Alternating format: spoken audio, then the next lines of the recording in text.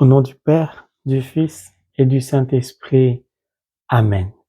Que la grâce de notre Seigneur Jésus-Christ, l'amour de Dieu le Père et la communion de l'Esprit Saint soient toujours avec nous, chers abonnés, et sur vous qui pour la première fois regardez cette chaîne.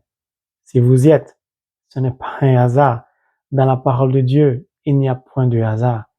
C'est le Saint-Esprit qui vous y a conduit car Dieu veut parler à votre cœur. Dieu veut vous bénir. Si vous aimez la parole de Dieu comme je l'aime de tout mon cœur, merci de vous abonner, d'appuyer sur le pouce levé et de partager cet enseignement. Que Dieu nous bénisse in the name of Jesus Christ. Amen. Je voudrais m'excuser parce qu'au début de ce cheminement, je n'ai pas pris le soin, comme je le faisais d'habitude, de prévenir qu'avant que commence le cheminement, le diable va remuer sa queue, va commencer à perturber beaucoup de personnes. Pendant le cheminement et après le cheminement, le diable va continuer à secouer beaucoup de chrétiens. Je vous invite au calme et à la confiance absolue en Dieu le Père. Beaucoup de personnes sont en train de vivre des situations en guillemets perturbantes, c'est-à-dire qui perturbent la foi. Certaines personnes sont en train de perdre leur travail, perdre un membre cher.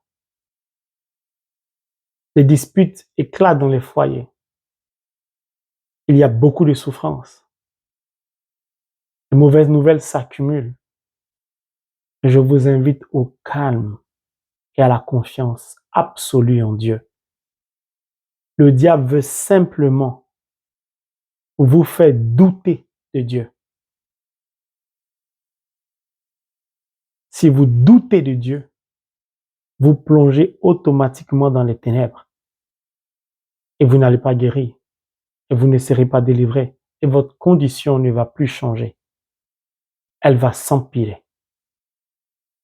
Alors que Dieu est pressé de vous bénir, Dieu est pressé d'alterner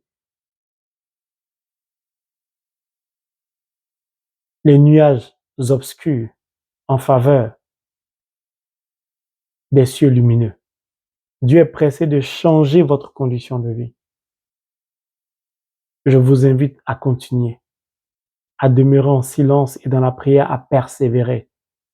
Dieu est bon, il est fidèle. Ne vous laissez pas distraire par toutes ces nouvelles qui vous parviennent. Tu as perdu ton travail, acclame le Seigneur. Tu viens de perdre un être cher, rends grâce à Dieu. Quel que soit ce que tu vis, tu viens de perdre un enfant, dis-lui merci. Ton mari veut te quitter, acclame Dieu. Au soir de ce cheminement, je te donne l'assurance que tu seras guéri, que tu seras délivré. Mais, selon la volonté de Dieu. Car nous l'oublions souvent, Dieu est souverain et nous devons lui laisser sa souveraineté. Il est libre de te guérir maintenant, il est libre de te guérir demain, comme il est libre de te laisser le rejoindre. Ça fait partie de la vie spirituelle. Il est libre de t'exaucer aujourd'hui, il est libre de prendre le temps avant de t'exaucer, comme il est libre de ne pas t'exaucer. Nous devons simplement le supplier et lui faire confiance. J'ai voulu apporter cette clarification car beaucoup de personnes sont un peu perturbées par des nouvelles qui arrivent. Ne vous inquiétez pas. Dieu est bon, il est fidèle. Vous savez, dans la nuit d'hier à aujourd'hui, en songe, le Seigneur m'a montré beaucoup de choses.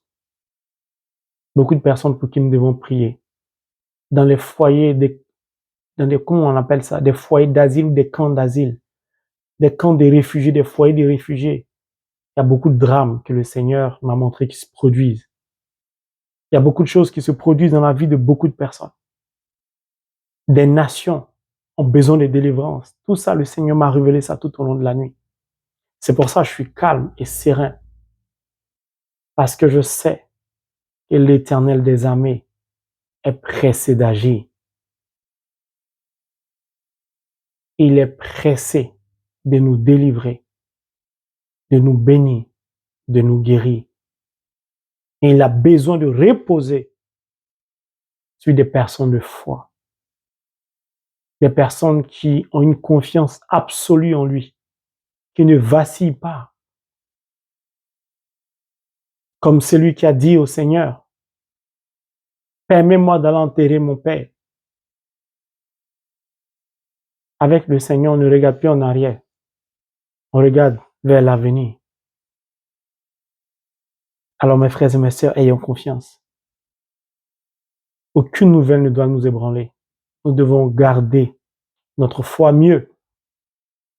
Je suis Marial et j'aime beaucoup ma marraine spirituelle et sa vie est un modèle pour moi. Jusqu'au pied de la croix, elle était debout. Soyons debout comme la Vierge Marie au pied de la croix.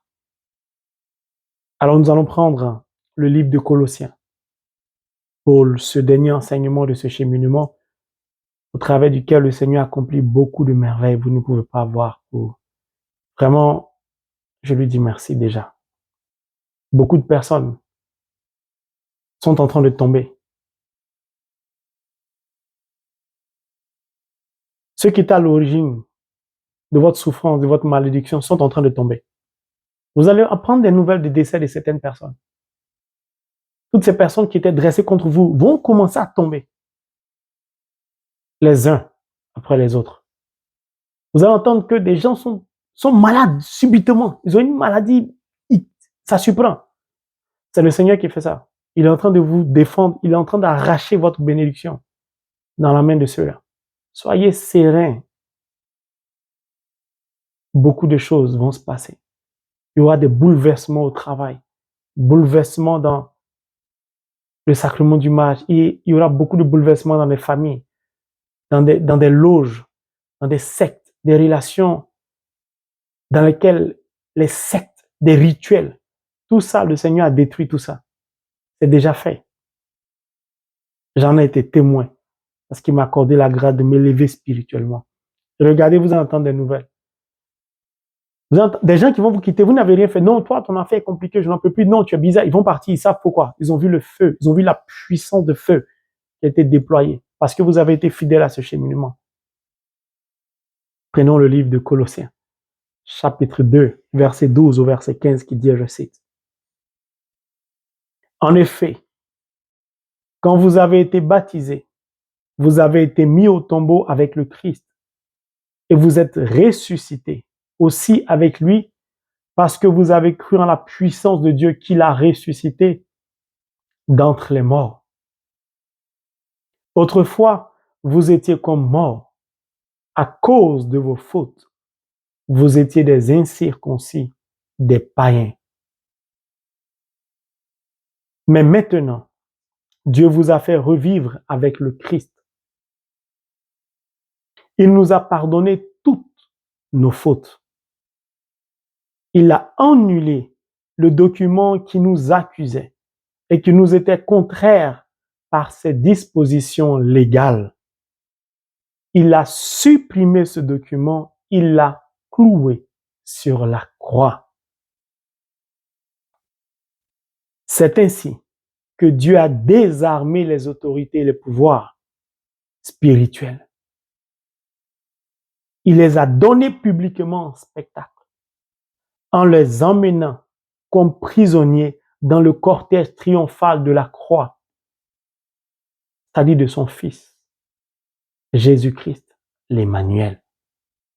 Mon frère, ma sœur, je t'invite à prendre ta croix, symbole de notre victoire, de la vie sur la mort, de la lumière sur les ténèbres, de la guérison sur la maladie, du désenvoûtement, de la délivrance.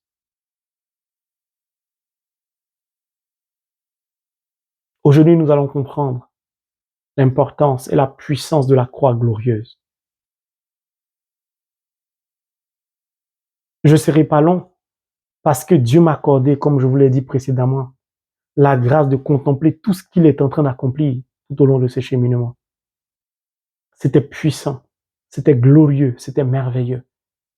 Quand vous assistez à tout cela, au travers d'une élévation spirituelle que Dieu vous accorde, vous ne cherchez plus à parler beaucoup. Donc cet enseignement sera bref, pour le laisser continuer à achever ce qu'il a commencé. Pour que nous puissions traverser cette fin d'année pour entrer dans la nouvelle année, dans la plénitude de l'amour, de la grâce, des bénédictions de Dieu dans nos vies et sur nos vies, in the name of Jesus Christ. Amen. La Bible nous dit, par notre baptême, nous avons été crucifiés avec notre berger. Nous sommes morts avec lui et nous avons vaincu la mort par la résurrection. Puis la Bible nous dit, par ce sacrifice, son sang a été répandu pour la multitude et ce sang, symbole de la nouvelle alliance, nous a lavés de tout péché, de toute iniquité, nous a délivrés de l'esclavage du péché. La croix glorieuse. Mon frère, ma sœur, si tu n'accordais pas d'importance à la croix, je t'invite aujourd'hui à poser ton regard sur le Christ crucifié à la croix pour toi. Je t'invite à te prosterner devant la croix, symbole de la victoire, de la vie sur la mort, symbole rendu visible de l'amour du Dieu invisible. Ta délivrance est passée par la croix. Ton salut est passé par la croix. Ta guérison est passée par la croix. Ta victoire est passée par la croix. Alors écoute bien la parole de Dieu. Et regarde désormais autrement la croix. Elle est glorieuse, elle est puissante et elle est puissance de Dieu.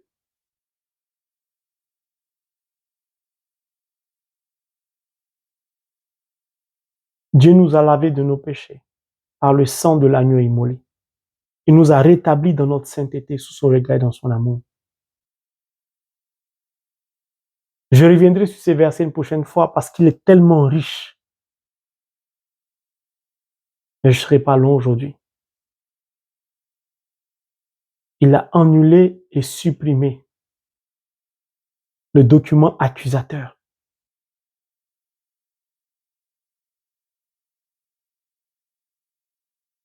Il a cloué le document à la croix. Puis, il a cassé le pouvoir du diable. Je vais prendre deux aspects simplement de ce passage que je viens de lire. Je vais nous inviter à une réflexion profonde sur notre baptême.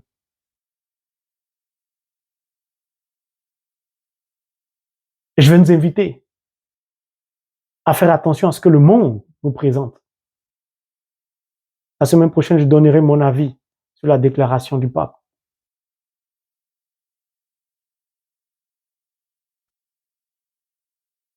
Le document accusateur, il s'agit de la loi, dites la loi de Moïse, qui est le symbole de l'Ancien Testament, l'Ancienne Alliance.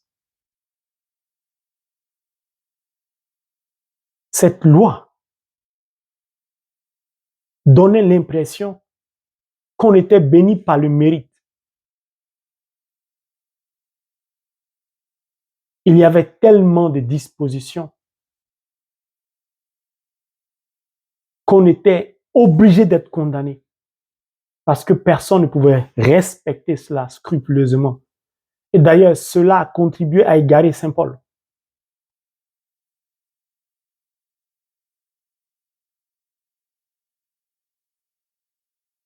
Cette loi aujourd'hui est passée à l'esprit, symbole de la nouvelle alliance, qu'on appelle le Nouveau Testament. Et le baptême nous fait entrer donc dans cette nouvelle alliance. Le baptême nous fait sortir de l'ancienne alliance. pour nous faire entrer dans la nouvelle alliance. Et au travers de ce baptême, nous recevons la plénitude de l'Esprit de Dieu, c'est-à-dire le Saint-Esprit, à compte de notre héritage. Par cet esprit, nous naissons de nouveau, nous devenons enfants de Dieu, purifiés de tout péché. La loi nous accusait, l'Esprit nous libère. La loi donnait l'impression des mérites, l'Esprit nous accorde de parvenir à la vie par pure grâce et non par mérite. Je recommence. Nous sommes sauvés par pure grâce et non par mérite et non par nos efforts. Ce qui me perturbait,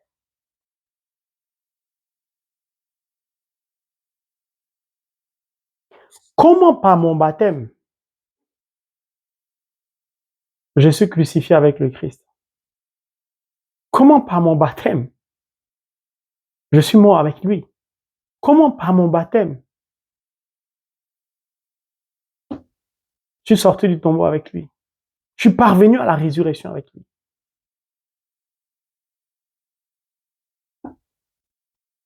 Cela m'a beaucoup perturbé. Parce que je voulais en percer le mystère le plus caché. En effet, quand vous avez été baptisé, vous avez été mis au tombeau avec le Christ. Et vous êtes aussi ressuscité avec lui parce que vous avez cru en la puissance de Dieu qu'il a ressuscité d'entre les morts. Et le Saint-Esprit, mon ami intime et personnel, m'a donné de percer ce mystère. Pour que, frère Ange-Marie, par mon baptême,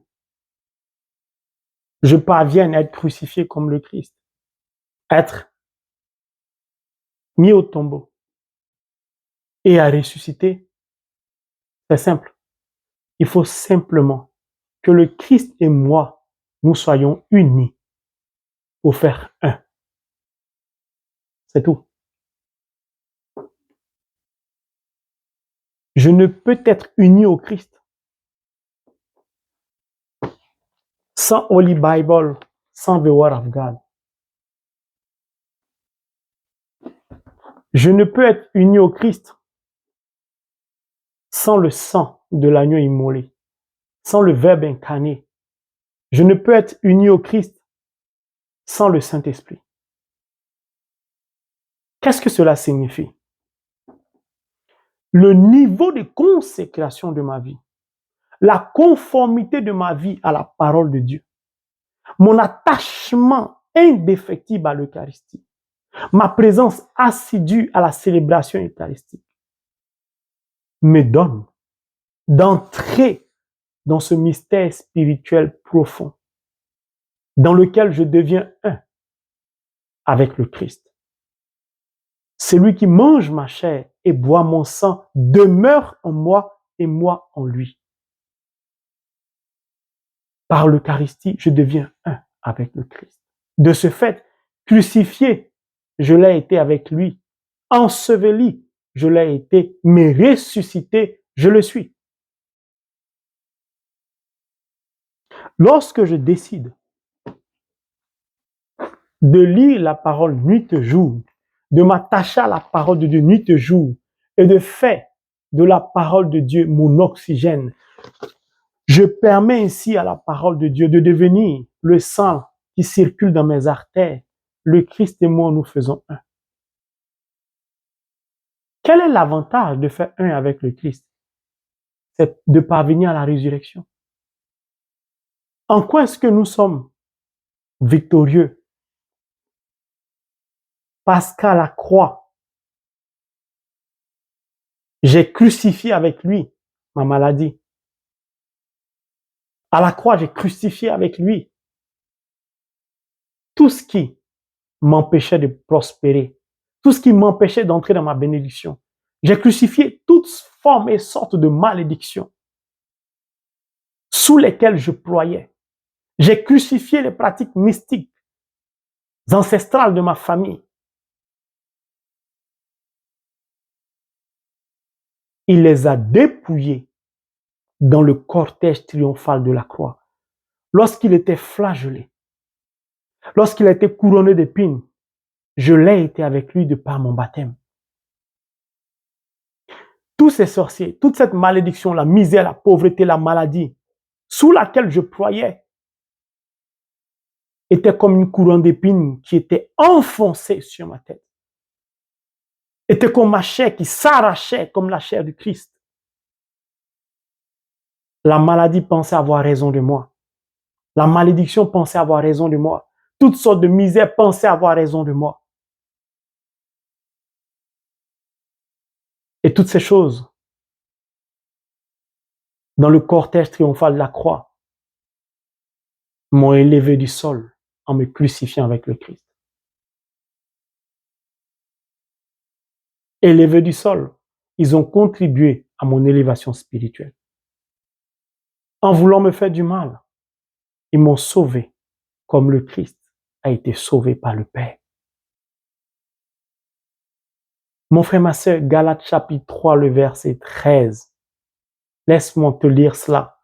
Regarde bien la croix pendant que je parle, il te touche. Christ a payé pour nous libérer de la malédiction de la loi, en devenant lui-même malédiction pour nous, puisqu'il est écrit, maudit quiconque est pendu au bois de la croix.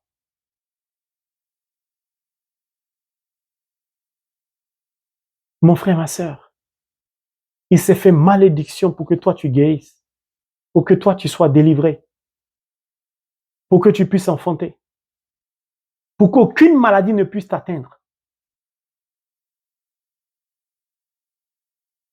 pour que la misère s'enfuit loin de toi. Alors quel est le problème? Qu'est-ce qui coince chez les baptisés, confirmés, chez certains? C'est notre manque d'unité avec le Christ. Sommes-nous sincères dans notre relation avec le Christ? Est-ce que nous faisons de la parole de Dieu, c'est-à-dire du Christ, du Verbe incarné, le centre de notre vie, notre priorité absolue? Est-ce que nous avons conscience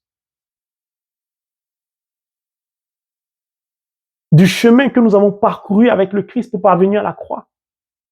Est-ce que nous avons conscience que nous avons vaincu le tombeau?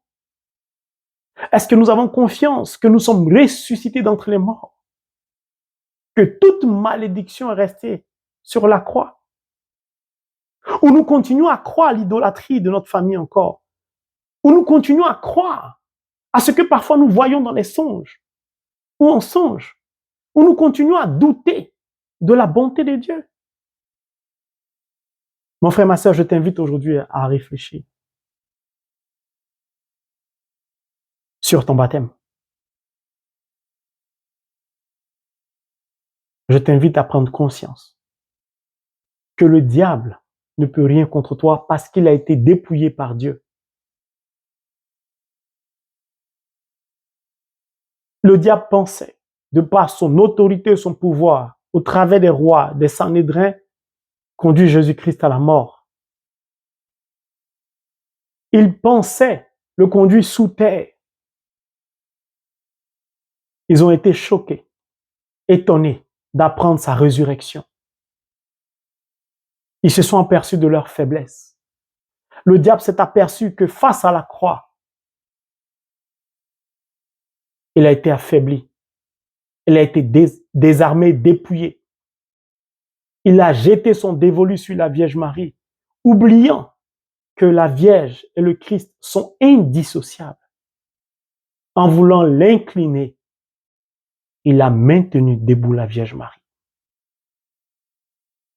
Debout qu'elle est, si elle est présente dans ta vie, impossible que tu sois courbé, que tu fléchisses.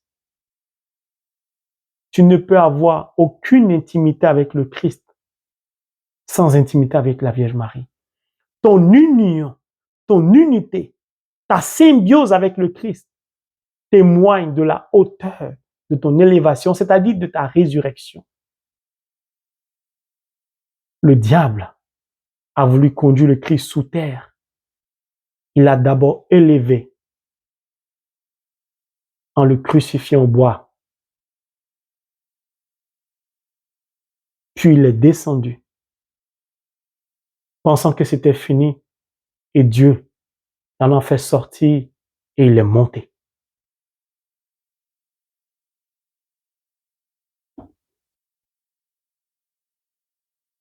Traîne la maladie dans le cortège triomphal de la croix. Tu as déjà la victoire. Apocalypse 17, 14 dit, ils combattront l'agneau. Si je suis uni au Christ, c'est qu'ils me combattront. Ils combattront l'agneau, mais l'agneau les vaincra. Avec lui, les appelés, les élus, c'est-à-dire les baptisés, confirmés, qui conforment les vies à la parole de Dieu. La nouvelle est donc bonne. Le Christ est victorieux. Je suis donc victorieux de par mon baptême. Si je maintiens le niveau de consécration de ma vie, si je maintiens un mode de vie dans la sainteté, dans la sanctification, dans la pureté, il n'y a point de raison que je ne parvienne pas à être délivré, que je ne parvienne pas à la guérison. Pourquoi? Parce que uni au Christ, le Christ ne tombe jamais malade. Et le Christ ne peut jamais tomber malade. Le Christ ne peut jamais être frappé d'une malédiction par le diable. Lui-même s'est fait malédiction parce qu'il a accepté de porter notre malédiction. Mais lui n'était pas atteint d'aucune malédiction, il était atteint. Mon frère, ma sœur, je voudrais que tu marques une pause et que tu t'interroges. Est-ce que je suis vraiment uni au Christ? Suis-je vraiment conforme à la parole de Dieu par mon mode de vie? Est-ce que j'ai une confiance absolue en Christ?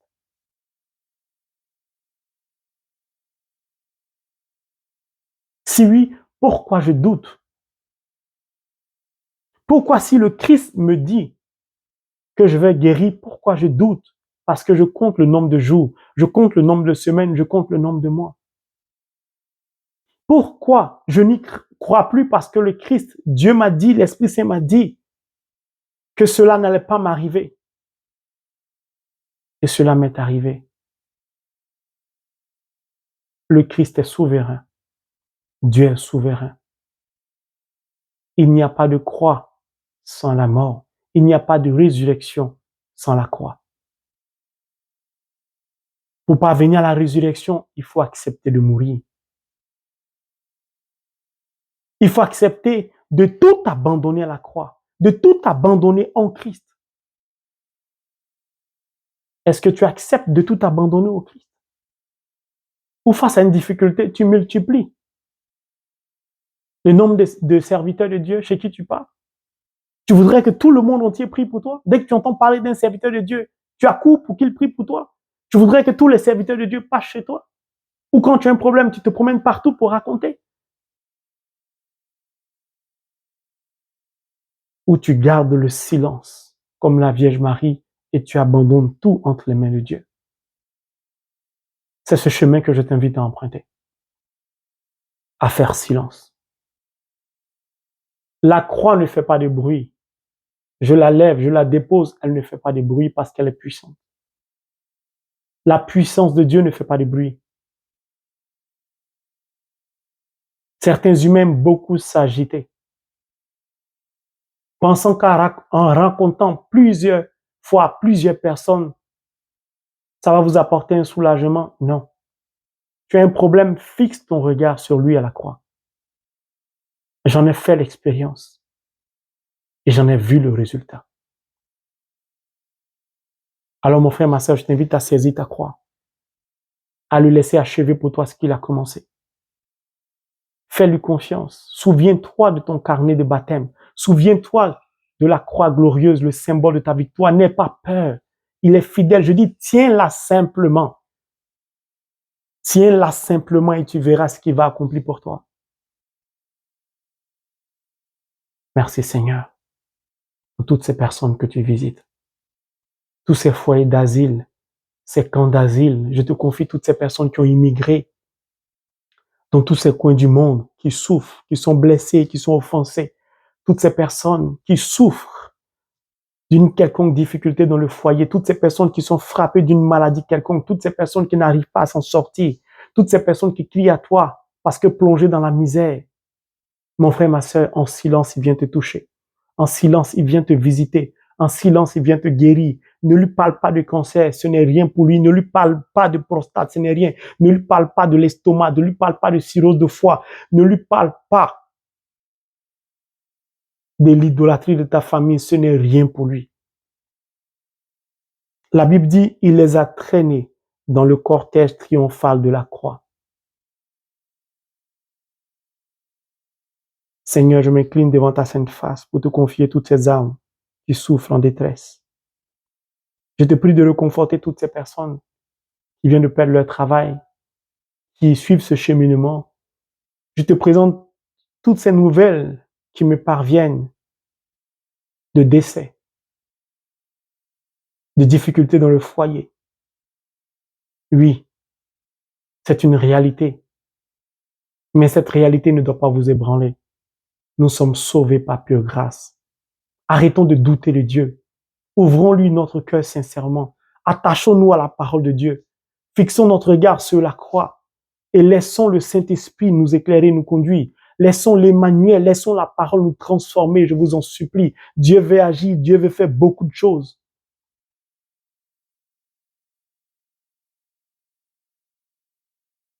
Tu t'appelles Agathe. Tu souffres de l'endométriose. Le Seigneur te guérit.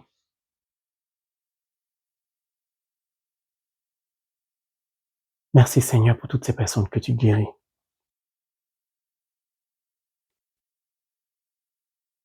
Monique, tu t'appelles. Tu as utilisé des produits, excusez-moi l'expression, bizarres pour tes toilettes intimes. Et tu en souffres aujourd'hui. Ça, c'est devenu un cancer. Et tu es désemparé, Monique.